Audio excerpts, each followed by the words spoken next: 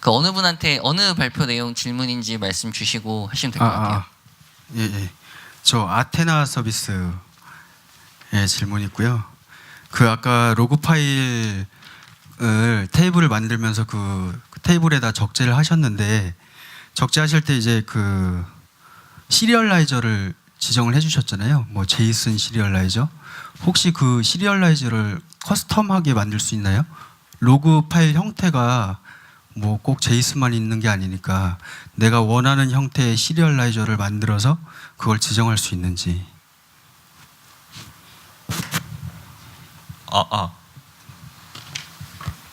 그거는 제가 시도해 본 적은 없는데요. 네.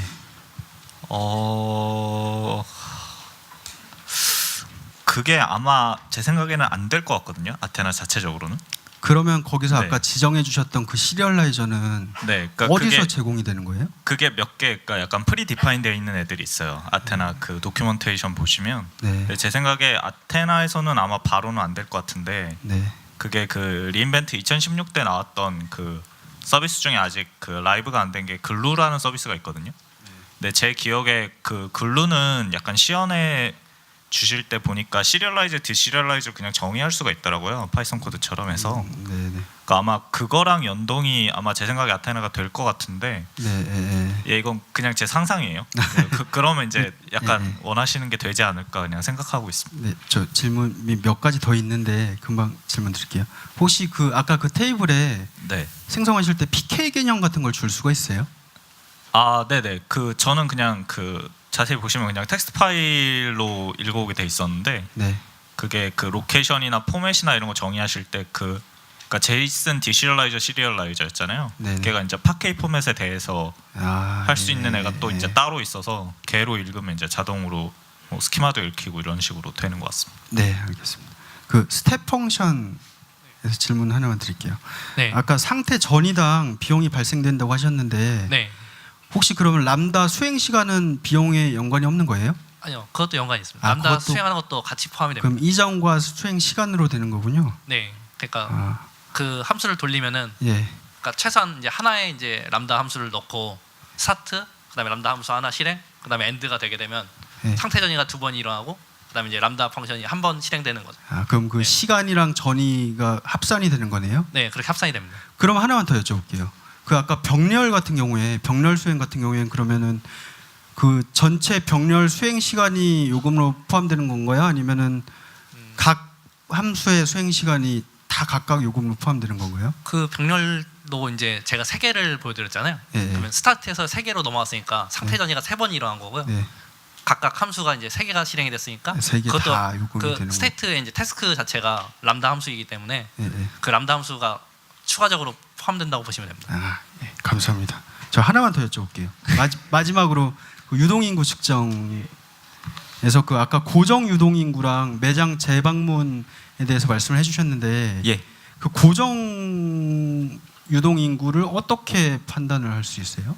전에 이 거리를 그 몇 번 이상 이렇게 왔던 애들, 그러니까 이 콜렉터에 오늘뿐만 아니라 뭐 이전에도 몇 번 잡혔던 그 디바이스 아이디가 네 그걸로 디바이스 아이디로 하는 거군요. 예. 알겠습니다. 그 하나만 더. 네, 죄송합니다. 그 발표 기회를 너무 독점하시면 안 돼가지고요. 네, 알겠습니다. 네.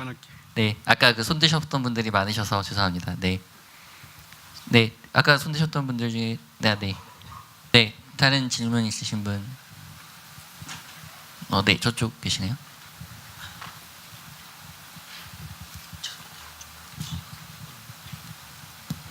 예, 그 마지막 세션은 하신 분한테 질문드리고 싶은데요. 예. 예, 그 콜렉터가 서울에 있고 그 키네시스 파이어홀스가 오레곤에 있다고 하셨는데 예. 그 분석하신 거 보니까 실시간으로 분석하시는 것 같더라고요. 예. 그럼 그 지연 시간 같은 거에는 문제가 없으셨나요? 네. 그 사람이 한 10m 걷는 것보다 데이터가 미국 갔다 오는 시간이 더 빠르기 때문에 네 실시간성에는 문제가 없습니다. 감사합니다.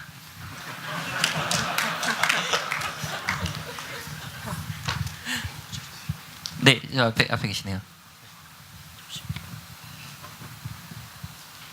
저는 그 렉스 서비스 하셨던 분께 여쭤보고 싶은데 사실은 그 좀 그 오늘 와서 그 한국어가 좀 지원이 되는지 여부를 좀 알고 싶었는데 기존에도 뭐 그게 영어만 지원된다고 그래갖고 뭐 별로 이렇게 뭐 이렇게 그 뭐 한국이나 이런 쪽에서는 사용하기 좀 어렵겠다라고 생각을 했는데 기존에 좀 놀라운 게 좀 그 말씀하신 대로 다른 쪽에서도 또 그 나우 서비스를 이용하신다고 하셨는데 뭐 구체적으로 말씀하시기는 어렵겠지만 두 서비스를 비교한다면 어떤지 좀 말씀을 좀 해주셨으면 좋겠습니다.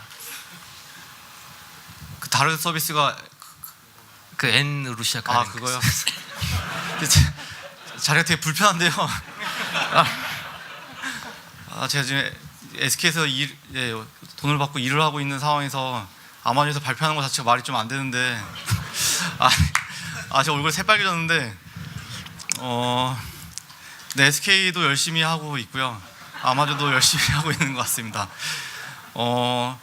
사실 SK는 아마존 에코가 이미 나온 상황에서 이제 출시를 한 이유가 아마존 에코가 한국말 지원을 잘 앞으로 계획이 좀 약간 없어 보여가지고 이제 그거 타겟팅해서 출발을 했고 기술 트렌드는 계속 아마존에 계속 맞춰서 진행하고 있는 것 같고요. 가장 큰 차이점은 아마존은 적극적으로 API가 오픈이 되고 있는 상황이라서 기타 서드 파티 툴을 많이 지금도 이제 렉스가 공개하고 딴 것도 공개하면 서드 파티 툴이 많이 붙을 텐데 누구는 아직 API 공개가 안 되어 있는 상황이거든요. 그것 때문에 저도 고생 좀 많이 하고 있긴 한데 그것도 API 공개 조만간 할 예정이긴 하지만 언제 될지는 저도 잘 모르겠어요. 그래서 그런 약간 차이점이 좀 있고 지금은 커스터머 입장에서만 그 S 쪽 쓸 수 있고 지금은 아마존은 여러 가지 서드 파티를 붙일 수 있는 상황이더라고요. 그리고 한국말은 아직 지금 저도 아마존에서 지원 안 되는 거 보고 좀 아쉽긴 했지만 근데 그렇다고 SK 걸 쓰자니 거기는 API가 없어서 서드 파티를 못 쓰고 현재 그런 상황인 것 같습니다. 네, 이상입니다. 네, 김승현님께 여쭤보고 싶은데요. 아까 그 수신하는 쪽 자료를 수집하는 쪽에 보면 C4라지 서버 2대가 있는데 수집을 거기서 이제 데이터 더 바이너리를 텍스트 변화를 한다면 굳이 람다를 쓰지 않고 거기서 다이렉트로 DBMS에 넣으면 됐을 것 같은데 굳이 람다를 사용한 아키텍처를 만드신 이유가 있는지요? 그 부분을 말씀을 드리면요. 일단 첫 번째로는 그 서버가 하는 이 역할을 좀 최소화시키고 싶었고요. 왜냐면은 가능한 한 서버리스한 아키텍처를 만들고 싶었는데 만약 그 서버, 그러니까 서버가 있는 구조, 그러니까 람다가 아닌 구조에서는 얘가 하는 일이 많아졌을 때 그 장애율이 높아지니까. 근데 서버리스로 왔을 때는 장애율을 좀 쉽게 관리할 수 있는 방법, 관리가 좀 더 쉽잖아요. 왜냐면 서버는 꺼지기도 하고 디스크가 나가기도 하고 뭐 이렇게 관리해야 될 문제들이 많은데 람다는 코드만 관리해주면 되니까요. 그래서 이 문제가 하나가 있고요. 두 번째는 IO적인 측면에서 봤을 때 앞에는 그 다른 서버한테서 응답을 받는 걸 기다리는 행위를 하지 않으려고 설계한 의도가 들어가 있어요. 무슨 말이냐면은 뭐 레디스에 물론 레디스는 빠르지만 레디스에 연결한다던가 데이터베이스에 연결한다던가 그런 연결하고 응답을 받고 하는 것들을 안 해야 앞에서 주는 TCP 스트림을 받기에 유리한 구조이기 때문에 그래서 그런 그 지연이 발생할 수 있는 가능성을 최소화시키기 위해서 지연이 발생할 수 있는 가능성이 있는 애들은 그냥 뒤쪽으로 어싱크하게 빼버린 거고요. 앞에서는 정말 그냥 받는 역할만 하는 그런 서버를 둔 겁니다. 그리고 혹시 나중에 뭐 TCP 게이트웨이 같은 게 나오면은 뭐 바꿀 수도 있고 아니면 앞으로 그 다음 버전의 하드웨어에서 HTTP로 바꾼다던가 이랬을 때 더 용이하게 바꿀 수 있는 그런 구조라서 그런 선택을 했습니다. 네, 맨 앞에 계시네요. 안녕하세요. 렉스 관련해서 여쭙고 싶은데요. 네. 그 렉스에서 그 예약 같은 걸 할 때 사용자 인증이 이제 중요할 것 같은데 인증 부분을 어떻게 할 것인지 좀 궁금하고요. 또 이 아마존 에코를 이용해 가지고 알렉스 서비스를 받을 때 뭐 렌트 업체가 여러 군데 있다고 쳤을 때 다 서비스를 한다고 하면 특정 업체를 어떻게 선택할 수 있는지 이런 서비스 측면에서 궁금한 점이 있습니다. 얘가 개념이 그 렌트하는 업체에서 얘 API를 갖다 쓰는 거기 때문에요. 즉 렌트 업체가 여러 개 있어도 각자 뭐 A라는 렌트 업체가 있으면 걔가 아마존 API를 쓰는 거기 때문에 유저가 렌트 업체를 선택할 그런 문제는 발생하지 않을 것 같고요. 그리고 앞에 질문이 뭐였죠? 그 어떤 사용자가 인증을 한 건? 사실 이거는 지금 인공지능 음성이 들어오면 텍스트 변화해서 예정된 문제를 해결하고 리턴해주는 역할을 하기 때문에 그 전에 각자 자기 서비스에서 인증을 마친 상태에서 진행을 해도 상관없고, 아니면 웹페이지에서 뭐 그냥 불특정 다수로 로그인 안 한 상태에서 커스텀을 받는 경우에는 인증을 아예 안 해도 상관없으니까요. 즉 얘는 그런 거에서 약간 디커플된 상태에서 진행되는 프로그램이라고 생각합니다. 네. 네, 다음 질문 받겠습니다.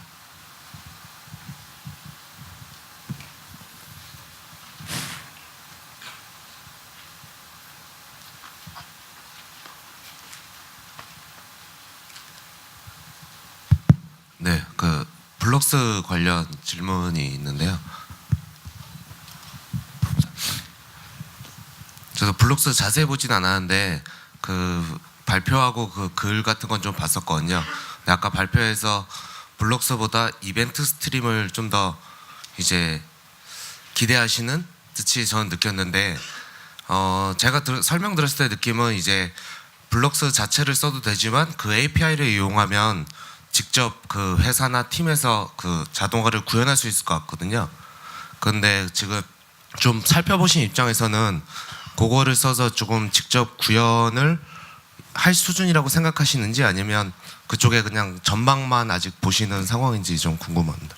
확실한 거는 이벤트 스트림이 없던 시절보다는 지금이 훨씬 낫습니다. 그건 확실하고요. 그리고 말씀하신 것처럼 이벤트 스트림만 있어도, 그러니까 블록스가 없이 그냥 이벤트 스트림만 있어도 다른, 그러니까 AWS의 고객사들이 그걸 이제 원하는 뭐 데몬 클러스터나 뭐 타임 베이스드 스케줄러나 뭐 그런 이제 원하는 기능들을 만들 수 있는 것도 맞아요.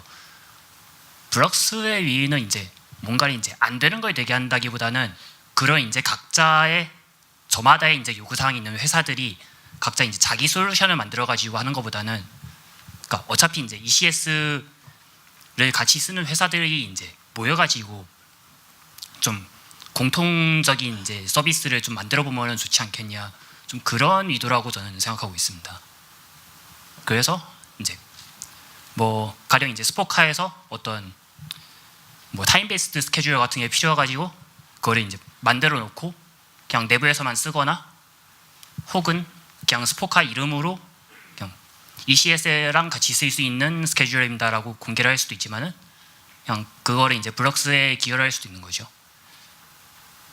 네, 감사합니다.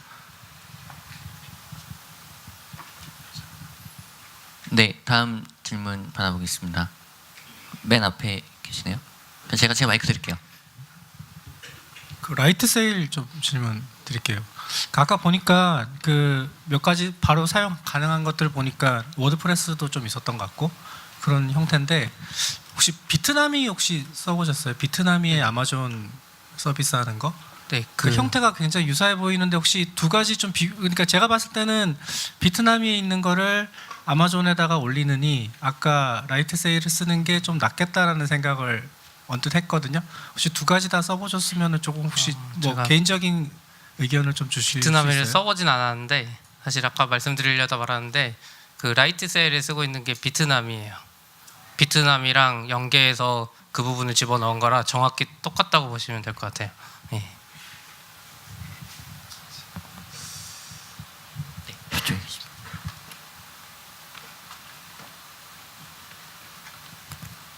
네, 저도 라이트 세일 하셨던 분한테 여쭤보겠는데요. 이게 맨 처음 나왔을 때 궁금했던 게 EC2랑 뭐가 다른지가 궁금했는데, 그거에 대해서는 궁금증이 풀렸는데, 이제 부수적으로 생각을 해볼 게 이제 프로비저닝 툴들이 많잖아요. 아까 말씀드렸던 셰프 같은 것도 있고, 이런 거를 EC2에서 사용했던 거랑 동일하게 라이트 세일에 있는 인스턴스에도 동일하게 적용해가지고 저희들이 그 자원들을 쓸 수 있는 건지에 대해서 궁금합니다. 그러니까 이게 거기서도 발표할 때 그랬는데 AWS 콘솔이랑 완전 분리됐다고 생각하시면 될 것 같아요. 요건 이제 입문자를 위해서 라이트 세일을 내놓은 거고, 아까 말씀드렸다시피 콘솔에서도 하나도 볼 수 없다 그랬잖아요. 그래서 이걸 완전히 별도라고 생각하시고 이제 트래픽이 좀 나오는 개인용이나 뭐 이런 걸로만 쓰신다고 생각하면 될 것 같아요. 사실 개발용으로 쓰기도 힘든 게 ELB나 이런 거 구성을 리얼하고 개발용을 똑같이 설정해야 되는데 뭐 개발용은 라이트 세일해 놓고 실서버는 EC2에 놓고 이런 건 좀 안 맞잖아요, 환경이. 예. 그럼 개발용으로는 부적합하다라는. 네, 제 생각에는 개발용으로도 약간 부적합한 것 같아요. 근데 이제 개발자가 자기 공부하는 용으로 쓰는 건 좋은 것 같아요. 네, 이제 한 가지만 좀 제가 첨부를 하면은 그 라이트 세일이 되게 보면 이제 그 프라이빗 그 서버 호스팅이다 보니까 이제 개발자들이 입문자용으로라고 생각을 하는 경우가 꽤 많은데 저희 그 뭐 제가 이제 AWS 입장에서 그 고객사의 니즈에 보면은 어떤 게 있냐면은 굉장히 많은 소규모 웹사이트를 운영하는 회사들이 있어요. 근데 그런 회사들 중에 아마존 S3에 있는 스태틱 웹 호스팅을 써서 이제 그냥 스태틱 파일로 웹사이트를 운영하는 경우도 있지만 약간의 그 프로그램 그 컴퓨팅 그 프로그래밍이 들어가야 되는 경우가 있는데 그런 사이트조차도 이제 EC2로 운영하는 경우가 굉장히 많거든요. 아주 작은 사이트들. 근데 이제 그런 사이트들의 그 사실은 그 아까 뭐 CLI 도구나 이런 걸 API를 통해서 이제 라이트 세일 뭐 그 서버들 띄웠다가 이제 중단했다가 할 수 있기 때문에 그 저희가 듣기로는 굉장히 뭐 수천 개의 작은 웹사이트를 운영하는 회사들도 아주 저렴하게 빨리빨리 처리를 하기 위해서 이제 이 부분에 대한 니즈가 있다라는 얘기는 듣고 있거든요. 그래서 굉장히 큰 기업들도 대기업들도 이제 라이트 세일에 관심이 많다는 얘기는 제가 첨부해 드립니다. 네. 네, 다음 질문 받아보겠습니다. 네, 저쪽 뒤에 계시네요.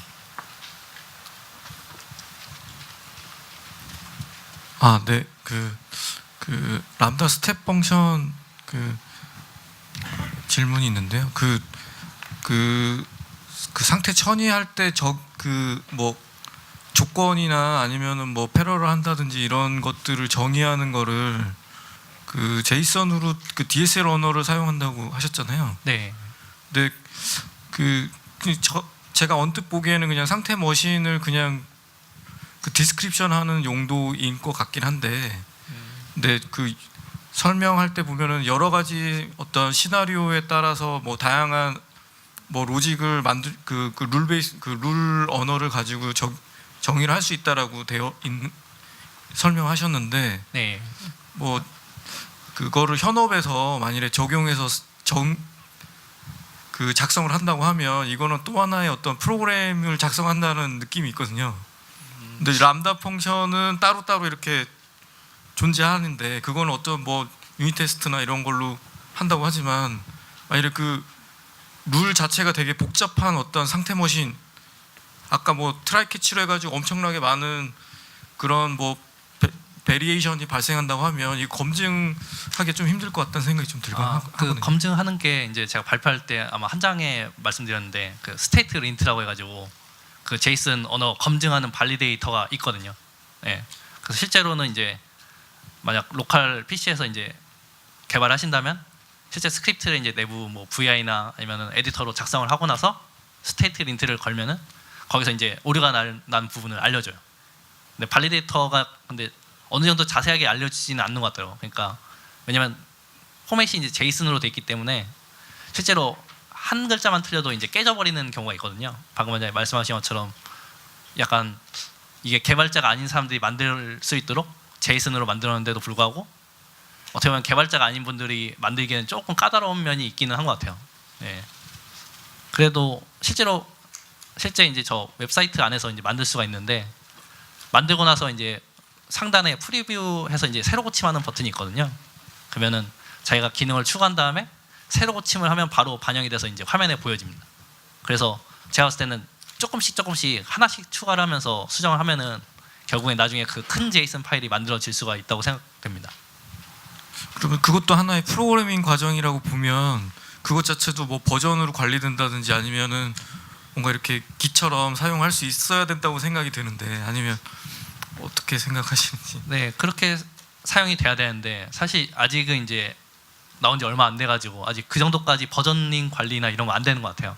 네, 대신 일반적인 개발자라면 약간 제이슨으로 만들고 약간 기스로 버전 관리하는 것 정도는 할 수 있으니까 그 정도 레벨은 약간 개발자분들한테는 약간 친숙한 과정이고, 약간 비개발자분들한테는 약간 복잡한 과정이라고 생각은 됩니다. 대신 실제로 이제 만든 이유 중에 하나가 복잡한 이제 비즈니스 환경에서 이제 어떤 일반적으로 처리하는 펑션들을 람다 펑션을 만들어 놓고 고객 요구 사항이 달라질 때마다 이제 바꿔야 되는 이슈가 있잖아요. 그때 실제로 코드를 바꾸는 게 아니라 스텝 펑션의 제이슨 코드를 바꾸는 거죠. 네, 그러니까 실질적으로는 어느 정도 제이슨 코드를 건들 줄 아는 사람이면은 자기 요구 사항에 맞게 람다 펑션들이 만들어져 있으면 그걸로 어떻게 보면 실제 비즈니스 로직을 짜는 것처럼 만들 수가 있는 거죠. 그게 강점이라고 생각합니다.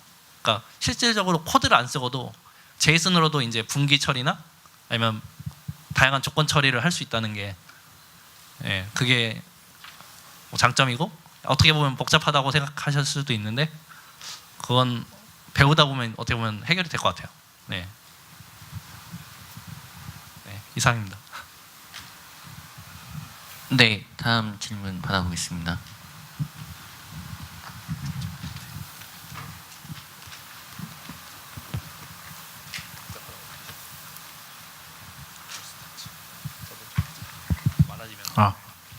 네, 스텝 펑션 관련해서 방금 얘기를 들으니까 질문이 생겼는데요. 네. 그 제이슨으로 뭐 스텝을 관리할 수 있잖아요. 그런데 그거를 실제로 디버깅도 많이 해봐야 될 텐데 디버깅은 어떻게 하셨는지 궁금하거든요. 디버깅은 그때 잠깐 보여드렸는데 실제로 이제 실행을 하면은 밑에 이제 모든 로그가 다 나옵니다. 그러니까 인풋 로그, 아웃풋 로그, 그다음에 만약 에러가 발생하면 에러 로그랑 콘솔 로그가 모든 하나의 작업, 스타트, 그다음에 중간에 실행한 거, 엔드, 모든 그 실행한 거에 대해서 로그가 기록이 됩니다. 그래서 사실 만들면서도 이제 에러가 발생한 부분이 있었거든요. 그래서 그런 거는 콘솔 로그 찍은 다음에 스텝 펑션에서 그쪽 부분을 보면은 어떤 에러가 발생했다는 걸 봤기 때문에 그걸 잡아낼 수가 있었습니다. 그리고 실질적으로 만약 페일이 나면은 녹색이 아니라 이제 빨간색으로 페일 났다는 게 표시가 되거든요. 그러면 그 부분의 로그를 이제 살펴보게 되는 거죠. 람다를 사용을 해봤는데 뭐 디버깅 할 때마다 그 콘솔 로그나 아니면은 클라우드워치의 로그를 봐야 되는데 그게 좀 불편하고 어렵거든요. 그래 그거를 로컬에서 뭐 파이썬을 여러 개 파일들 여러 개 만든 다음에 그거를 그 안에서 실행할 수 있는 방법은 없는지. 제가 알기로는 그 파이썬에서 이제 오픈 소스로 로컬에서 실행할 수 있는 이제 람다 그 툴 같은 게 있다고 들었습니다. 네, 그게 저희 강남 소모임에서 어떤 분이 알려주셨거든요. 그래서 실제 람다 함수 호출하는 것처럼 만들었는데 내부적으로 파이썬 내부적으로 그 람다 함수에 이제 실행하는, 제가 보여드린 건 이제 노드라면 익스포츠의 핸들러를 실행하잖아요. 처음에 그것처럼 파이썬의 그 시작 진입점을 실행하는 게 있습니다. 그래서 제가 뭐 나중에 찾아서 알려드릴 수는 있는데 그거를 쓰면은 실제 로컬에서 파이썬 람다 함수 호출하는 것처럼 호출할 수가 있습니다. 네, 감사합니다. 네, 저희 마지막으로 질문 하나만 더 받아볼까요?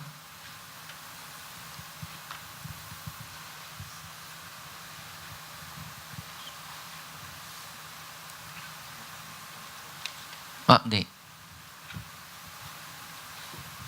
예, 아테나 관련돼서 좀 문의사항이 있는데요. 여기 예, 그 보니까 비쿼리도 같이 이제 사용하셨던 것 같아서 네. 비쿼리와 뭐 아테나의 뭐 퍼포먼스나 아니면은 뭐 비용, 뭐 러닝 커브 이런 관점에서 뭐 간단하게 좀 비교해 주실 수 있는지. 네. 사실 비쿼리는 저희가 프로덕션에 쓰고 있고 아테나는 안 쓰고 있어서 비교하기가 약간 어려운데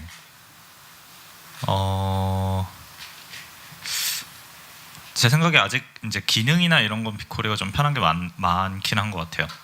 그러니까 뭐 예를 들어 뭐 신텍스 에러 난 것도 약간 아테나는 좀 불친절하게 나오거든요. 딱 에러가 났는데 얘가 에러가 왜 났지? 뭐 이런 경우 좀 있고, 비용 같은 경우는 제 생각에 그러니까 비슷한 데이터량이면 그냥 비슷하게 나올 것 같아요. 그러니까 뭐 비쿼리에 비해서 뭐 프레스토가 훨씬 느리다거나 이렇지는 않을 거기 때문에, 근데 이제 뭐 세부적으로 좀 차이점이 있다고 생각하는 거는 뭐 예를 들어서 비쿼리에서는 큰 쿼리를 던질 때 그 맥스 빌링 티어라는 걸 정하는 게 있어요. 그래서 뭐 예를 들어 얘가 빅쿼리가 원래 뭐 초당 뭐 10기가씩 처리를 해주는데 맥스 빌링 티어를 10이라고 적으면 그 최대 10배까지 그 내가 돈을 내면서 그냥 빠르게 돌리겠다 약간 이런 식으로 설정을 할 수 있는 게 매뉴얼하게 있는데 아테나엔 그런 게 없어요. 그 지금까지는. 그러니까 앞으로 나올지 이런 건 제가 잘 모르겠는데 뭐 그런 거라든지 예, 뭐 그런 것들이 좀 세부적으로 다른 것 같습니다.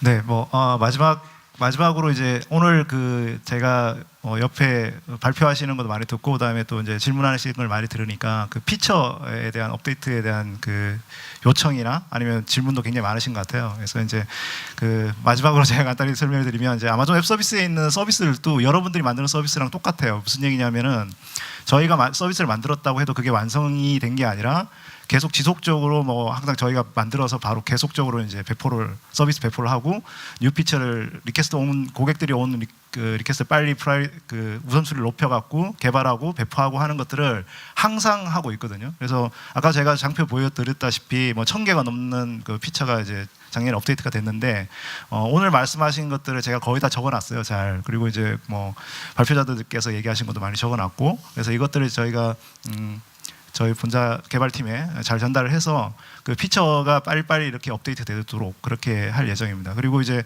그 되게 이제 많은 그 피처가 업데이트가 빨리 안 된 걸 보완하기 위해서 많은 오픈 소스도 많이 나와 있거든요. 아까 이제 람다 배포라든지 이런 부분에 대해서 아직까지 좀 보완하기 위해서 그 오픈 소스 프레임워크도 굉장히 많아요. 그래서 그런 것들도 이제 좀 사용을 하시면서 그 새로운 피처가 업데이트되면 또 이렇게 적용하시고 하시면 그러면 좋을 것 같고요. 저 AWS도 똑같이 여러분들하고 똑같은 서비스라는 거. 예. 이게 이제 완성된 솔루션이 아니라 서비스고 계속적인 피처 업데이트 될 거고요. 그 계속 저희 회사의 뭐 공식 블로그라든지 뭐 페이스북이라든지 트위터를 통해서 피처 업데이트 되는 것들을 이제 계속 살펴봐 주시면 감사하겠습니다. 네.